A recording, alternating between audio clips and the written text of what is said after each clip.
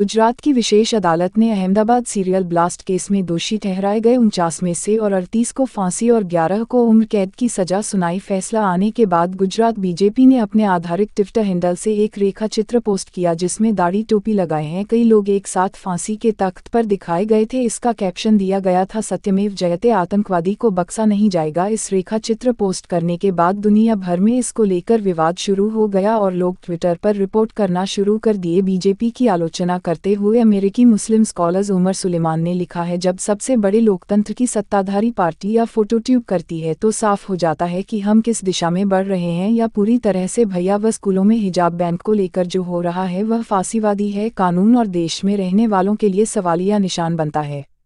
वही पत्रकार राहुल पंडित ने लिखा है, बहुत ही शर्मनाक काम है, अगर इसे रोका नहीं गया तो इसकी और भी ज़्यादा संभावना है कि ऐसा नहीं होगा। तब हमें इस मामले में सरकार की मिलीभगत को समझना होगा। शाहीन नाम के ट्विटर हैंडल ने सवाल किया, क्या अल्पसंख्यक समुदाय के खिलाफ नफरत फैलाने के लिए राष्ट्रीय प्रतीक चिन्ह को ऐसे दुरुपयोग की इजाज़त है? और ट्विटर इंडिया से अनुरोध किया गया है कि आप मुस्लिमों को निशाने बनाने वाले और हमारे राष्ट्रीय प्रतीक चिन्ह का अपमान करने वाले इस ट्वीट को तुरंत हटाएंगे।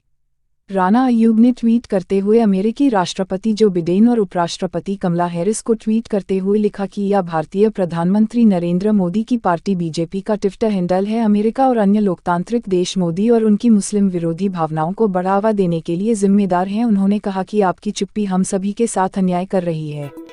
हैदराबाद से संसद और एआईएमआईएम नेता असदुद्दीन ओवैसी ने भी 2 कार्टून और पोस्ट करते हुए लिखा है कि कार्टून जर्मनी में यहूदियों के नरसंहार के लिए इस्तेमाल किए गए थे। हमें भाजपा से किसी सुधार की उम्मीद नहीं है, लेकिन क्या हमें यह समझना चाहिए कि यह भाजपा के मतदाताओं को आकर्षित करती है। वहीं ऑस्ट्रेलिया के यान वोल्फाडी ने भी बीजेपी की आलोचना करते हुए लिखा है कि आप अच्छी तरह जानते हैं कि आप क्या संदेश भेज रहे हैं। गुजरात में बीजेपी पार्टी का ऑफिशियल अकाउंट होने के नाते आप अपने 15 लाख फॉलोअर्स को नरसंहार का मैसेज भेज रहे हैं। उन्होंने इसे चौंकाने वाला बताया और दिखा आपने कुछ गलत किया है और पूरी दुनिया में इसकी निंदा की जानी चाहिए। आपको बता दें, विवाद शुरू होने के बाद यह ट्वीट डिलीट कर दिया गया। वहीं ट्वीट डिलीट करने को लेकर भाजपा ने कहा कि अपराधियों का समर्थन करने वाले असामाजिक तत्वों ने हमारे ट्वीट की रिपोर्ट की और ट्विटर हैंडल ने इसलिए इसे डिलीट कर दिया।